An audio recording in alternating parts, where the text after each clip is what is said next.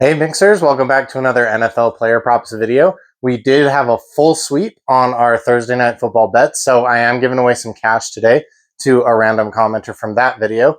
And I have a bunch of best bets, some leans, a lot of touchdown calls in this video for Sunday and Monday. So let's go ahead and jump into that cash giveaway, and then we will go over the picks. All right, so let's go ahead and spin that wheel. And I went ahead and just put everybody that commented on the wheel today. And it looks like we have that guy, Hayden9443. He said he's back. I like that combo line. Not a lot of people are mentioning it. That one cashed easily. Both of those quarterbacks hit for. So I need you to reach out to me on Instagram or on X or email me at elixirmixersllc@gmail.com so that I can connect with you and get you that cash. Okay, so let's go ahead and review the picks that we had for Thursday Night Football. We had Aaron Rodgers and Joe Flacco over 454.5 passing yard combo. They had 591 combined. I told you could also take both players individually and they would have cashed for you. I just had a really good feeling that, the Bengals were going to be able to score on those Steelers and with Joe Flacco. And then the Steelers would obviously be able to score on the Bengals because they haven't had much of a defense. I did expect the Steelers to win, which they did not, but I did take the Bengals on the spread. So I did get a couple picks right in that game, along with these player props, which is kind of where I typically shine. I'm not so good on the game bets. I do a lot better with the player props. Noah Fant over 28.5 receiving yards. He had 45, which is pretty funny because I told you that Joe Flacco could have got in Njoku to 45, and he did get Noah Fant to 44. So that was a good call. And then our touchdown call, Jamar Chase, anytime touchdown plus 135, that also hit. So that brings our total touchdown run. We had a really bad week the first week in touchdowns when we were betting full units also, because I kind of went a little crazy with the touchdown calls. So we're digging out of a hole here on the touchdown calls, but the player props were up a lot. I can't really show you in the units, but partway through the season, I can show you what units. We're up about 30, I think 30 units or a little bit more than that on the player props this year so far. But that includes WNBA plays, hockey, soccer, baseball. I don't do a lot of that, but it includes all of my player props. I don't separate them by sport. Maybe I can do that next year. But our total player prop run for NFL only is up to 52% hit rate, and hopefully we can get that closer up to 60, which is where I would like it to be. All right, so the best bets for Sunday and Monday, we're kind of doing both together. I'll try to do a separate Monday video. It'll just depend on, if we have time. We're going to start with Devon Achane under 68.5 rushing yards. He's under in 4 of 6 games this season. Only Jahmyr Gibbs went over this line. Against the Browns, he had 91, but the next closest had only 52. So I just don't see Achane getting over this line unless they just give him 40, touches, like 30 rushing attempts, which could happen. I mean, this is expected to be a bad weather game, and so they probably do keep it on the ground a little bit. But the Browns have just shown that they are elite at stopping the run. So I cannot, in good conscience, bet this on the over. So I will take the under. Hope maybe they mix in Ollie Gordon and, he gets some touches as well. And Devon Achane, gets put outside to catch some passes a couple of times. Tedero McMillan over. I do like him over his normal yards. Like it was 53.5, which is where I got it, but it's moved up to 56.5. I still like it there. But then I saw this here. Over 8.5 quarter one receiving yards. He's been over this in 5 of 6 games. His ADOT is 11.3, so that's his average depth of target. So he could get this in just one catch. So we're kind of just asking, is he going to get a catch in the first quarter? The Panthers are playing the Jets, so I would hazard to guess yes. Or, if he gets a catch, he should be able to get some yards after the catch against that bad Jets defense. But this is a risky bet. Quarter one bets and half bets are risky by nature. So just keep that in mind. All right, Mac Jones, this is ballsy. I'm not going to lie. This is very ballsy. We're going to take Mac Jones under 247.5 passing yards. And I would wait. So I have not bet this yet. I think this is going to go up because I think people are going to bet the over on Mac Jones. So I would even wait and see if we can get this closer to like 260 or if we can get a combo line that's close to 260. So he has been over this 100% of the time this year, but 0% of quarterbacks have gone over this line against the Falcons. In fact, not any of the quarterbacks that have played the Falcons so far this year have even cracked 200. And that includes like Josh Allen, Baker Mayfield. The rest weren't too great. Marcus Mariota, Bryce Young, and J.J. McCarthy. But Josh Allen and Baker Mayfield couldn't even do it. So, yeah, we're going to go under on Mac Jones. And I do think the 49ers get murdered, but we'll see what happens. All right, CeeDee Lamb over 21.5 receiving yards in the first 2 receptions. Now, PrizePicks has been giving us this receiving yards in the first 2 receptions line, which I didn't see last year at all. So I think this is new this year. I've been taking it, and it's been cashing for me on a lot of players. So I like it because here's what I like about it. I like it for the players who have, big catchability, like they're going to catch a lot of long passes. The problem is that, they might give them a couple short ones to get them going. But, I've found that these have been pretty good to me. So, for instance, CeeDee Lamb over 21.5 receiving yards here. He's hit this in 2 of the 3 games that he played. And in the 1 game that he didn't hit it, he only played the first quarter. So really, he's hit it in 100% of the games where he played the whole game, having 31 and 50. And I'm going to show you a couple more because we're going to take quite a few of these this week and just see how they pan out. Another thing to keep in mind, guys, is that I give you a lot of props, because I play a lot of props. I give you a lot of props. I'm not expecting 100% of them to hit. If we can get even 60% of them to hit, that's considered, pretty good. So don't just blindly bet every single prop I have. You're supposed to take the ones that you like and bet those, and hopefully I can help you out a little bit.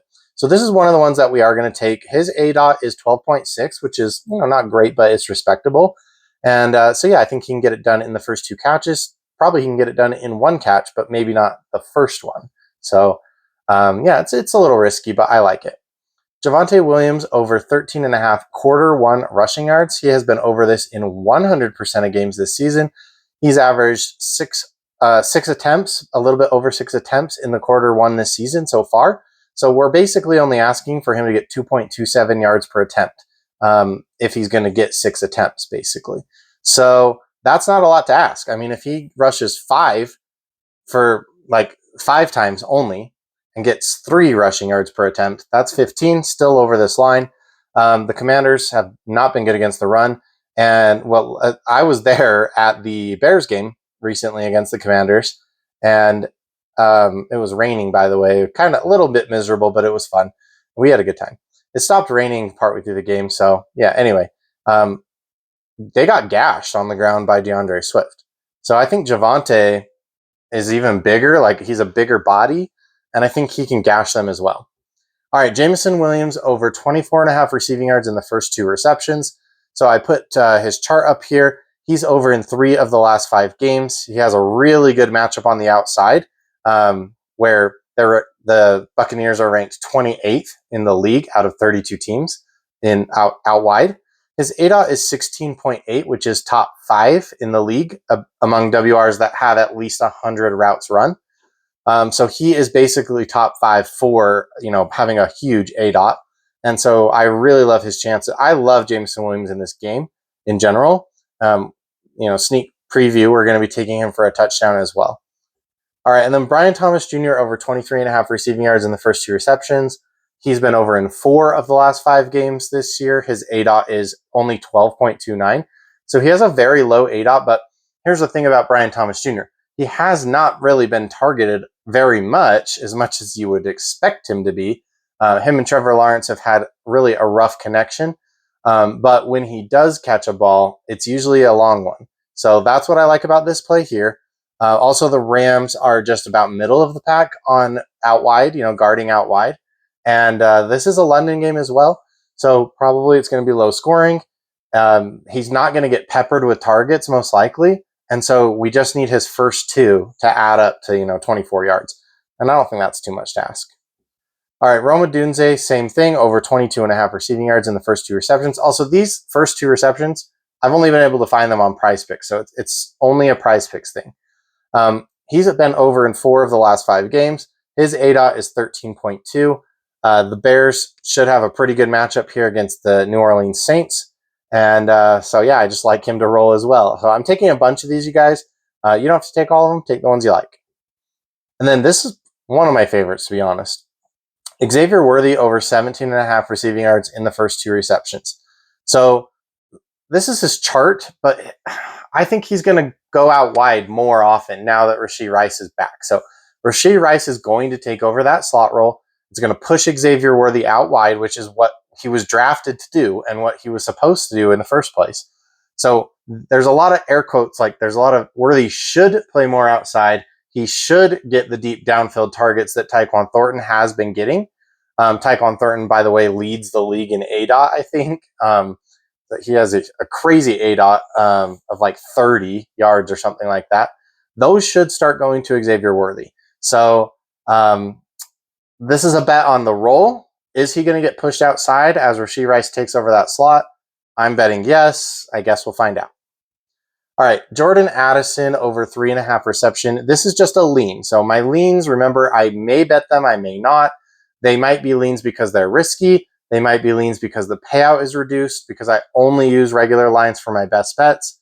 There's a couple of reasons. So I'll try to go through them. This one here, it's just a lean because I think the game is going to be low scoring in general. So there might not be as much passing going on. But he has a great matchup here. You could take him for a touchdown. I didn't do that, but I'll show you what I did do a little bit later. But I like him over his 3.5 receptions. So he's over in 100% of games. He has a really good receiving matchup. And you could go with his yards, 44.5. I like them both. But PrizePicks is not even offering this. So you have to go to like Underdog or somewhere else to get this line. Probably because they know it's a good line. So I love it. He might hook us on 3, but I think 4 or 5. If the Vikings have to pass, I think Jordan Addison is a great option for them against this team. All right, Rashid Shaheed is another lean of mine here. He's over 100% of the time over 3.5 receptions, which is 6 straight games. This is just a lean because he has a really bad receiving matchup against the Bears here. So that's the only reason, is that he doesn't have a good matchup, and so he might not catch his targets. But he's been getting the targets. He's been getting the volume. But I do wonder when the Saints are going to stop passing. Like, they probably lead the league in pass attempts. And so one of these days that's not going to happen. And I don't know who it's going to be against, but I'm going to keep rolling with this as long as it keeps hitting for me. I've bet it almost every single week. All right, Drake London over 5.5 receptions. This one I love. It's just a lean because it's not a full payout. So this is a reduced payout slightly. He's over in 3 of 5 games. The 2 misses were big blowouts, like a 30-point blowout win against the Vikings, and then a 30-point blowout loss against the Panthers. So those were the only games he missed. In all of the competitive games, he was well over this line. So 5.5 just seems too low to me for Drake London. Jared Goff over just to have 1 rush yard. He does not run hardly ever, right? Goff pretty much never runs, which is why we're getting this 0.5 line. But he's over 100% of the time against this Buccaneers team over the past 2 seasons. So that's just weird. That's just weird that he always runs against Tampa Bay.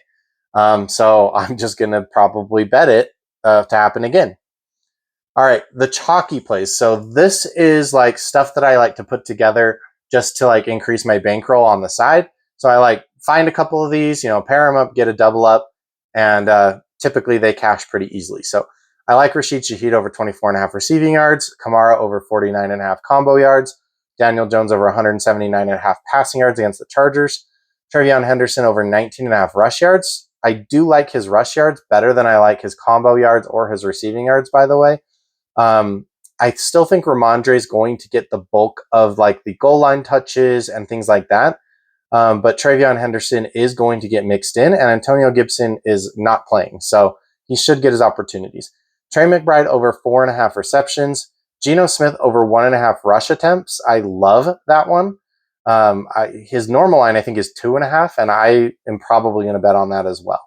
And then Gunnar Helm on the Titans to just get 9.5 receiving yards. He's been getting like 1 to 2 catches every single game. He's like the second tight end after Chigo Okonkwo. And it seems like Cam Ward has kind of been liking him. So whenever, he's been on the field a lot, but like he gets at least 1 catch every game. So I like to just roll with that. All right, we have 1 ladder. Now, I have been 7-0 on my ladders, and so I'm probably going to get jinxed by saying that, but I've been really good on my ladders. And for this ladder, we're taking Justin Jefferson for plus 157 to get 100 plus yards.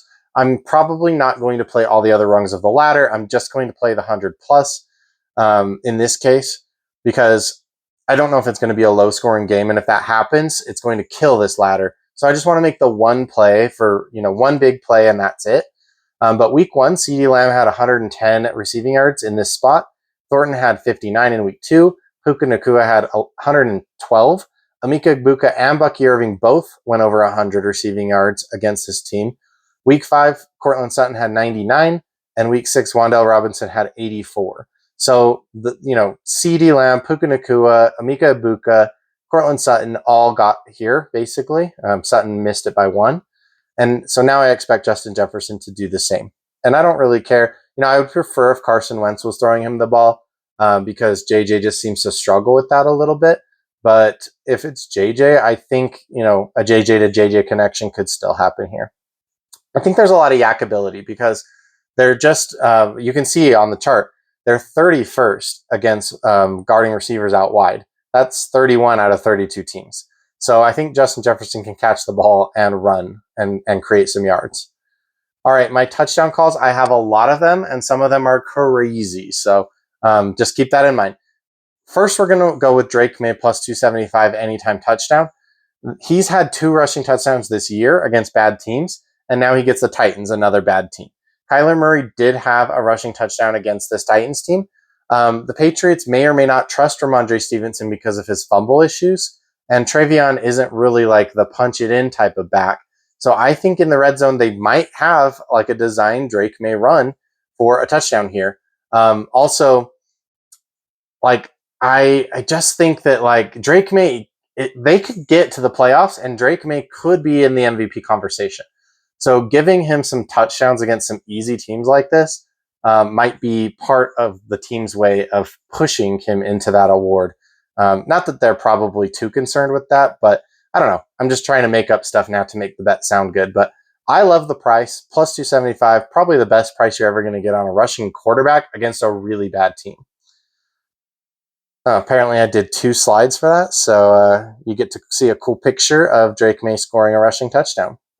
All right, Justin Jefferson plus 140 for an anytime touchdown. I also like Jordan Addison for a touchdown, TJ Hawkinson for a touchdown. So if you want to go there instead, you can. Obviously, the payout's going to be a bit better. But the Eagles have allowed passing touchdowns in every single game except for 1. Most of those touchdowns were scored by the WR1 for the team. So we already talked about Justin Jefferson's really good spot here. I think he can go 100 plus. I also want to just put on a touchdown for him. He could probably hit both. But if he just hits one for us, it pays for the other one, and we're good to go. So we did this last week with JSN, and he hit both for us, which was fantastic. But if only one of them hits, that'd be great because we still make money. All right, Xavier Worthy plus 165 for an anytime touchdown. We already talked about this. He's going to get pushed outside, and which is where he's designed to be anyway. So the Raiders have a really weak secondary. The strength of the Chiefs is their passing game right now, especially. So I think that Worthy will get a long bomb and go in for a touchdown on it. He also has the opportunity to, take a jet sweep or like a rushing touchdown of some kind, which he got, I think, 4 rushing touchdowns last year. So he always has that upside as well. All right, Quinshon Judkins at minus 110, insane. This is an insane price for a running back who is going up against the Dolphins. Who did Jonathan Taylor have 3? No. Let's see. Daniel Jones had 2 rushing touchdowns against the Dolphins. Yeah. And Quinshon Judkins' rushing line is like 95 or something ridiculous. But we're giving him minus 110 to get a touchdown. That's crazy. So yeah, got to take that. Rushing touchdowns given up in every single game by the Dolphins except for the last game with the Chargers. Judkins has only scored in 2 out of 5 games, but I think he's just ramping up to be one of the best running backs in the league, like one of the best Jonathan Taylor-style running backs. All right, I'm going to take a shot on this. This is crazy, I know. Dylan Gabriel plus 850 anytime touchdown against the Dolphins. Daniel Jones had 2. Drake May had a touchdown. Justin Fields had a touchdown against the Dolphins. So 3 quarterbacks in 6 weeks have already scored against the Dolphins. Dylan Gabriel did have 7 rushing touchdowns last year in college out of 14 games. So in half of his games last year in college, he scored a rushing touchdown. He is not really known for being a rushing quarterback or anything like that, But if you're going to tell me in half of his games he scored a rushing touchdown, now he's getting maybe the best matchup for quarterbacks for rushing touchdowns in the entire league, and you're giving me a price of $850, I'm going to take that. All right, Jameson Williams, plus 165. We already talked about him earlier. He has an amazing matchup out wide. So here's what's happened so far with the Buccaneers. Week 1, Drake London had a touchdown reversed. He caught it in the end zone. I have Drake London on a lot of my fantasy teams, so I thought the refs made a bad call, but that touchdown was reversed. Although Bijan did have a receiving touchdown in that game. Nico Collins had a touchdown in week 2. Garrett Wilson had a touchdown in week 3. Dallas Goedert had 2 touchdowns in week 4. Week 5, JSN had a touchdown. Week 6, no receiving touchdowns. But the WR1 has scored in, 3 out of those weeks, and then should have scored in another one. So I like Jameson Williams. I mean, Amon-Ra St. Brown is the WR1, obviously. But Jameson Williams is the outside wide receiver. I like them both to get a touchdown. I mean, this game is a really high-scoring game based on the total, so maybe they can both get there. But Amon-Ra doesn't have as good of a price, obviously. All right, Nico Collins, plus 145 for an anytime touchdown. And guys, we're getting crazy in this game. I have a couple touchdown bets in this game. So there have been receiving touchdowns given up in every single game by the Seahawks. So we think of them as this great defense, and they are a good defense, but they are giving up touchdowns through the air. So I like Nico Collins, plus 145 here. The matchup on the outside is pretty good. Dalton Schultz is a decent pivot for plus 320 just because that price. Usually Dalton Schultz is going to be like more like a 240, but we're seeing him at 320, which is, I think, a good value. But that is not one of my official bets here. So we'll go Nico Collins. Then we're also going to jump in here on Jaden Higgins at plus 600. So wild bet here. He has scored one already against the Titans. Christian Kirk might not be playing in this game, although Jaden Higgins plays more on the outside. So he's going to be playing opposite Nico Collins. So if they double team Nico Collins at all, Jaden Higgins is going to be wide open on the other side for a touchdown.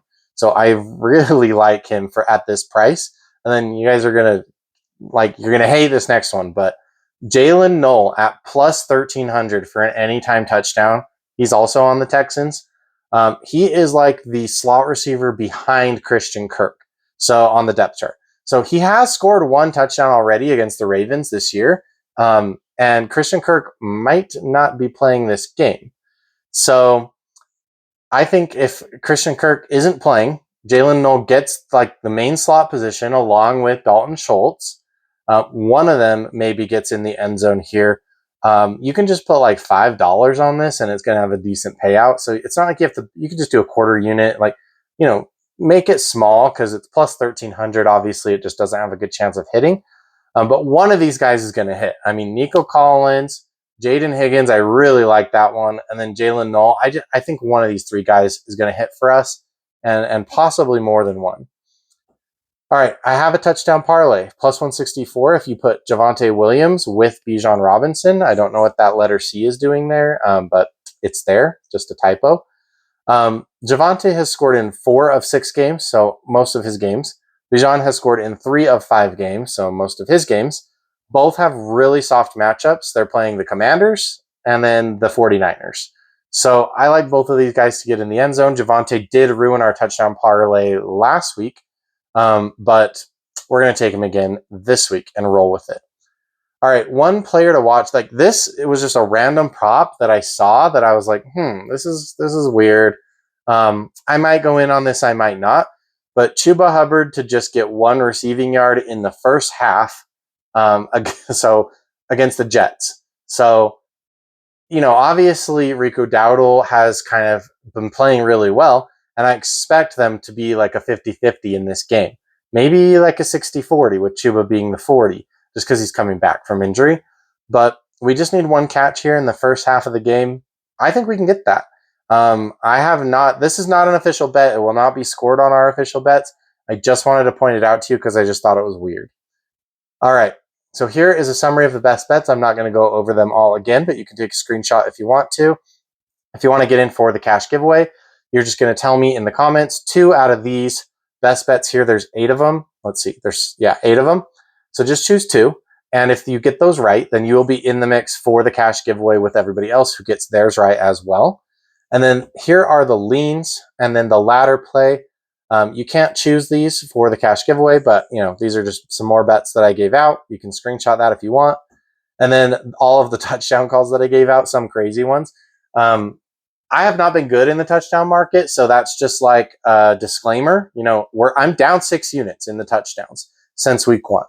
I was betting full units, and then I switched to betting half units and quarter units on the long shot plays. And since then, I've been doing much better. Over the last 3 weeks, I've had 3 positive weeks in a row. But just throwing it out there that I have not been doing well in the touchdown market, and I am throwing a lot of darts this week. So keep that in mind.